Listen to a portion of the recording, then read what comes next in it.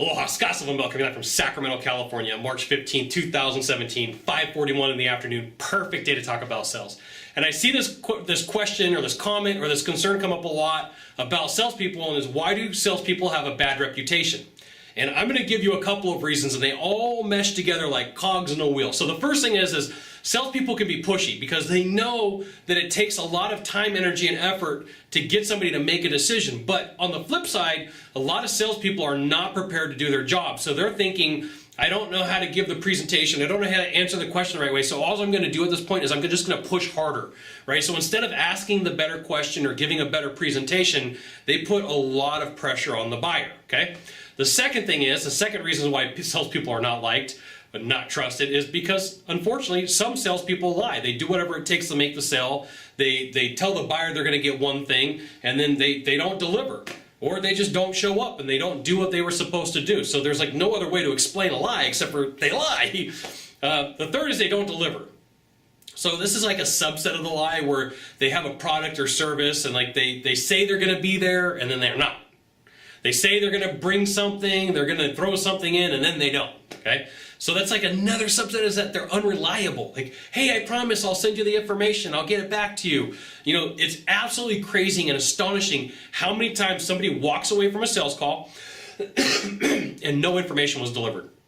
No price was given to the buyer, nothing was given. The salesperson, for whatever reason, peeled off the call and said, oh, you know what, I'll give you that, I promise you, I'll email it to you.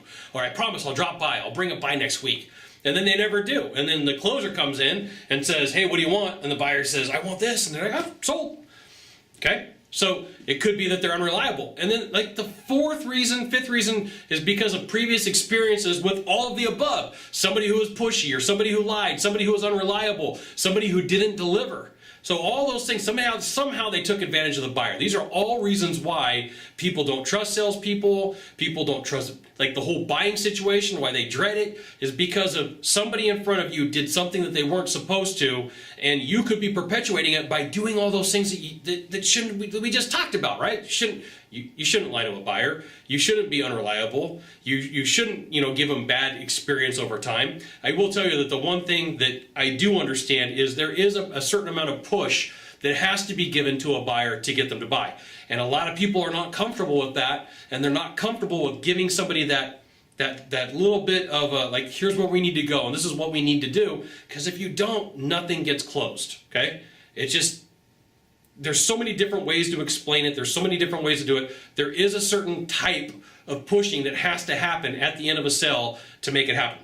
So those are some of the reasons why buyers do not like salespeople. If you could do a small favor for me, in the box down below, leave a comment, question, or story. That'd be fantastic. To the right or to the left, there's a subscribe button. You know what you got to do. You got to subscribe. And then last of all, you can send it out to all your friends via StumbleUpon, Facebook, Twitter, Google+. Why not even LinkedIn? Sylvan Bell. We'll see you soon. Thanks for watching. Aloha.